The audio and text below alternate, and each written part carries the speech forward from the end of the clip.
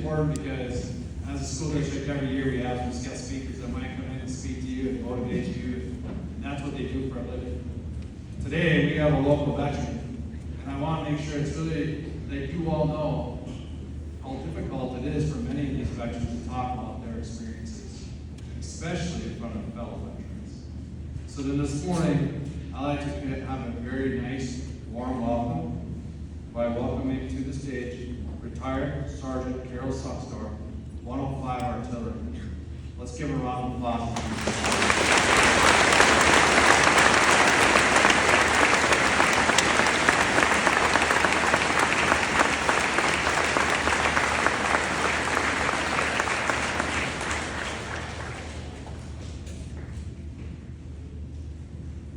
When I was first asked to do this, I said no. And starting with, what does Veterans Day mean to me? Good morning to our honored guests, our veterans. Thank you, Minnewaska School Systems, for hosting this event. The Palmer Plus Service for sponsoring this event. Thank you to Mr. Rankin, Colonel Rankin, for inviting me to speak today. Everyone here today is involved in one way or another. It is a complete effort. Being a veteran of the Vietnam era, we need to sign on this order. Our Armed Forces Radio would sign on for the day. Say, good morning, Vietnam. Good morning, Vietnam! That's the way it comes across our radio. We own the country by daylight. Northern Vietnamese own the country by night. We would listen to the radio only if we had batteries, or if we hadn't blown the speakers out of our radios, or with the cushion from our guns.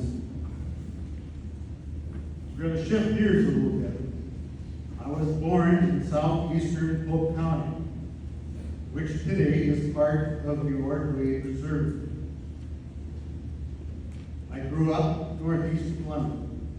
Our farm touched the old Villard School District. My wife is a Starbucks graduate. In our era, I don't know how one was dying, the Starbucks girl got hit. Years later, Glenwood, Starbucks, and Villard created Minnewaska area schools, the school that we know today. Our daughter Sarah graduated from Minnewaska. I presently have 5 grandchildren going to school in Minnewaska. I am now going to embarrass them. I'll start with my 18. Aubrey, Aaliyah, and Aviana Suckstorff. Avery Wildman, grandson Miles Wildman. The grandson I graduated a year ago, Evan Fraser, and a great niece and nephew, Addison and Jackson Johnson. In the 1850s, my great-great-grandpa, a fisherman in the North Sea, disappeared at sea with his 2 oldest sons. My widowed great-great-grandmother immigrated to the U.S. with her 2 remaining sons. They came to Wisconsin to live with her brother. The Civil War began. And my great-grandpa was called into the service. He was married and had a child. At that point in time, somebody else could take their place, so his brother, a single person, volunteered. He was in the siege of Vicksburg on down into New Orleans. In the 1860s, after the Civil War, my great-grandpa migrated to southeastern Polk County. Soon after, my great-uncle Hans Suckstorff, also came. He ended up being very instrumental in forming Lake Dehanna Township and Polk County. My roots run deep in Polk County, as some of the earliest immigrants were relatives of mine. Keep in mind, he was also a veteran of the Civil War. On a bus trip to New Orleans, we stopped at the Vicksburg National Military Park. We looked up my great uncle's pay schedule as a private. His pay was $12 per month. He re-enlisted as a second lieutenant, and he was paid $68 a month in 1865. Here comes the print. I was drafted in 1965. 100 years later, my pay was $68 a month. I also had two uncles who served in World War II. One ended up with a military career. He served in World War II, Korea, and Vietnam. Other family members that served are a brother and 4 cousins. We have a long record of service to our country. We're going to shift gears a little bit now. I came of age in the 1960s, which in history was a very tumultuous decade. I graduated from high school in 1963. Our President Kennedy was assassinated in November of 1963. His lasting legacy statement is recorded in history. It's not what your country can do for you. It's what you can do for your country. I graduated from the company in April of 1965. I was drafted in September of 1965. I received my basic training at Fort Leonard, Missouri. In December, I reported to Fort Sill, Oklahoma for AIT, that's Advanced Individual Training. I received orders to report to Oakland Army Terminal.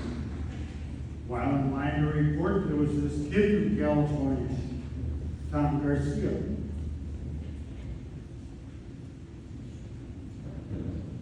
With the same MOS I had. I was deployed in March of '66. The military was now fully integrated. Remember, we went through integration in that era. It happened very fast with the service. That evening, our names were called out to get on a bus to San Francisco International. March 1966, over-duty seized duty. From San Francisco International, in mind, we were on a Champagne flight, going to Hawaii. Wake on Guam and Saigon. Arrival the next day. After arrival, Tom and I, our name was called out again.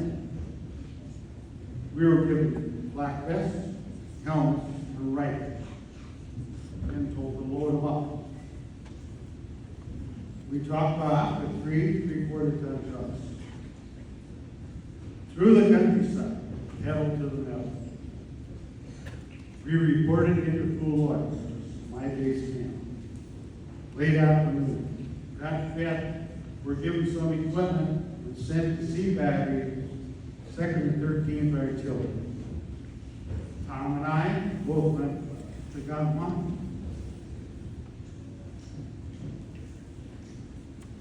They were in the field at the time. So we were put on perimeter duty that night. Keep in mind, 48 hours ago, I was on a Champagne flight. There are a couple things that stand out in my tour in the service. We were on an operation Carroll. When I first got into Nam, there was 125,000 troops there. Yeah, when I left, there was 525,000. So we were basically doing the same job, but 100,000 personnel short. Okay, a couple things that stand out. Operation Attleboro, we We had 102 moves in 101 days, mostly ration of kilogram, and sea rations, all in 101 days. Choke days. We were on duty 24/7. At our base camp at Fuloy, there was a field hospital and a helicopter base with about 200 helicopters. Christmas of 1966, we got marching orders through convoy into Tonson Air Base. Now keep in mind that we're field troops sent into Saigon full security. What really comes to mind is the weather having been used to 100 by 100. 100 by 100 means 100 degrees and 100% humidity. It clouded over between Christmas and New Year's and stayed steady 65 degrees. It was the coldest I've ever been in my life. The only heat we had, we were set up right at the end of the runway. When the fighters kicked in our afterburners, we'd get close to the fence to get a little heat. Meanwhile, stateside, things had gone crazy. You could watch the war in your living room on the 6 o'clock news. The war became very unpopular and lots of protests. It was so unpopular that we couldn't even travel in uniform. We tried to blend into society, but we never talked about our experiences. On top of this, there were race riots every week or two. To evade the draft, a lot of men went to Canada. In the 70s, we became an all-voluntary military. Let's talk briefly about how people serve in our society. Look around. All the people serving. Other people, school administrators, educators, officers, maintenance, bus drivers, law enforcement, first responders. The list goes on and on. This leads me to you, the student body. I am an avid reader of all the local papers. And I do a little bit of electronics, so I feel I know something. It doesn't matter your age or your involvement, whether it's academics, the arts, or sports. Each one of you has your own special gifts. Use your talents to the best of your ability. Jaden, I saw your name in the Minneapolis trip last week, tying school record for extra points. Riley Spindler, what can I say? I get goosebumps every time on my neck, every time I hear you sing the national anthem. Thank you. To you, the students, it will soon be your turn to take the helm in your position in our society. Keep in mind, you are our replacements. I want to paraphrase our current Commander-in-Chief of the Veterans of Foreign Wars, Carroll Whitman. Yes, a woman. You suppose Time Line had something to do here? I thank each of you for this extraordinary honor. This is not just a recognition of me, but all the men and women who have served in our armed forces. When I think back on my journey, I was driven by a sense of duty, a desire to serve something greater than myself. Little did I know that decision would shape me in ways I never imagined. And that goes diddle for me. This has been a great day for me. Thank you for allowing me to tell my story. After 60 years, I finally got to do it. Thank you for making me feel welcome home.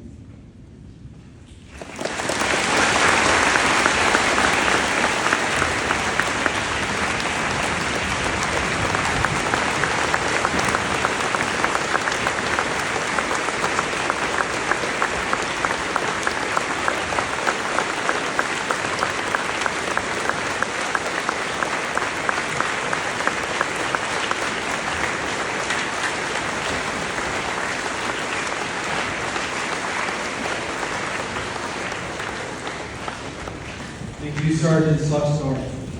For the concert.